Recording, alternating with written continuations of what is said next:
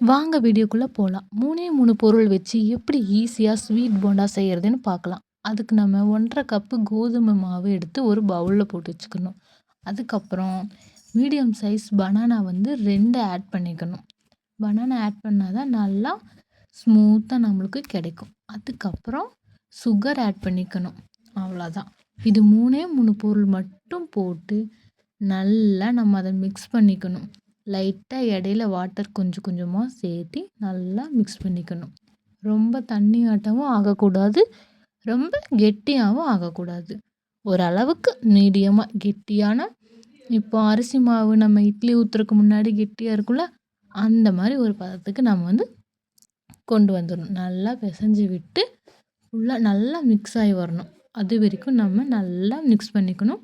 அந்த வாழைப்பழம் வந்து திட்டு திட்டா கையில வந்து நம்மளுக்கு சிக்கக்கூடாது. அந்த அளவுக்கு நம்ம வந்து நல்லா பெசஞ்சு விட்டுக்கணும். இப்போ பார்த்தீங்கன்னா, இந்த அளவுக்கு நீங்க வந்து நல்லா நைஸா பெனஞ்சு எடுத்துக்கணும். ரொம்ப சிம்பிள். இத ஒரே ஒரு டைம் ட்ரை பண்ணி பாருங்க. அவ்வளோதாங்க.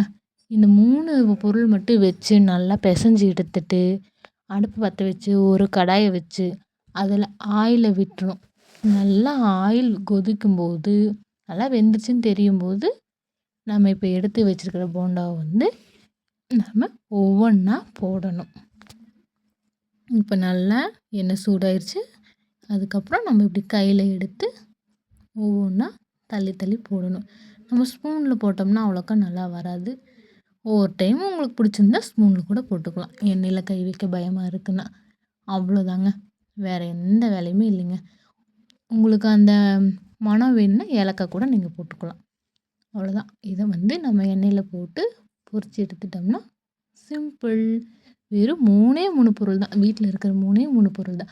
கோதுமை மாவு, வாழைப்பழம், சுகர். அவ்வளோதான். நல்லா 2 பக்கமும் திருப்பி விட்டுக்கணும். ஏன்னா உள்ள எல்லாம் வேகணும்ல. அதனால 2 பக்கமும் நல்லா திருப்பி விட்டுக்கணும். அதுக்கப்புறம் நல்லா கொஞ்சம் ப்ரவுன் கலர்ல இந்த ஸ்டேஜ் வர வரைக்கும் நீங்க லோ ஃப்ளேம்ல வச்சு நல்லா வேக வச்சு எடுத்துக்கணும். அவ்வளோதான். இத அப்படியே ஒரு பிளேட்டுக்கு நம்ம மாத்திக்கலாம். உண்மையாலுமே மிகவும் ரொம்ப சத்தானதா இருக்கும். குழந்தைங்களுக்கெல்லாம் குடுத்தீங்கன்னா, அவ்வளோ விரும்பி சாப்பிடுவாங்க. ஈவினிங் ஸ்நாக்ஸா நமக்கு குடுக்கலாம். ரொம்ப சாஃப்ட்டா இருக்கும். ஒண்ணு எடுத்து நம்ம பிச்சு சாப்பிட்டு பார்க்கலாம். அவ்ளோ சாஃப்ட்டா இருக்கும். நீங்களே பாருங்க. ரொம்ப சாஃப்ட்டா இருக்கும். குழந்தைங்க நல்லா விரும்பி சாப்பிடுவாங்க. நீங்களும் ஒரு டைம் ட்ரை பண்ணி பாருங்க. கோதுமை மாவு, வாழைப்பழம், சுகர் அவ்வளோதான். வேற எதுவுமே தேவையில்லைங்க. சூப்பரான ஹெல்தியான ஸ்நாக்ஸ் ரெடி.